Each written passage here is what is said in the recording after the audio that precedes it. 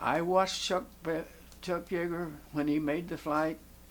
I was looking right up at him when he broke the barrier. Of course, I couldn't tell he did, but we were all involved in testing at the time. I mean, testing this was a lot different than testing this. No,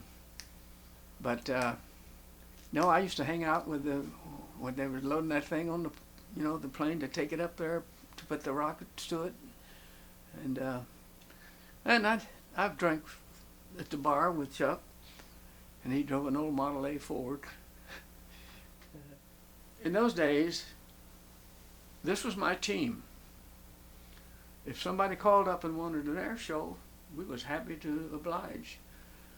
And in these times,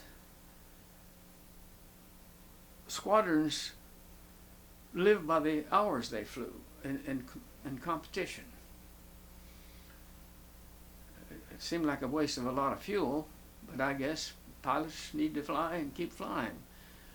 I mean, sometimes we would take an old Goonie Bird or B-25 twin-engine job that you could sleep in for 3 or 4, and a bunch of us would go down to Mexico or go down to Juarez and eat some Mexican food. But boy, we logged up the hours, and we won the battle when the Air Force, this squadron did all this flying, and these didn't do that. I mean, it seemed like a kind of an odd thing, but that's the way it was.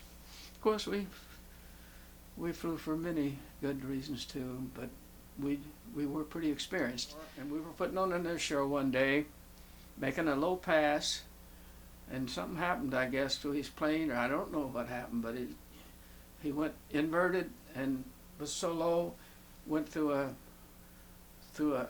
hangar on the base where we was putting on the air show. Then we weren't controlled really of what we were doing. You could catch hell if you if you pulled in the wrong stunt.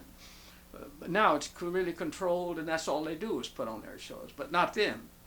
Every guy that, if he could get away with it, wanted to set himself on their team like I did, do it. And somebody called, go give them a show.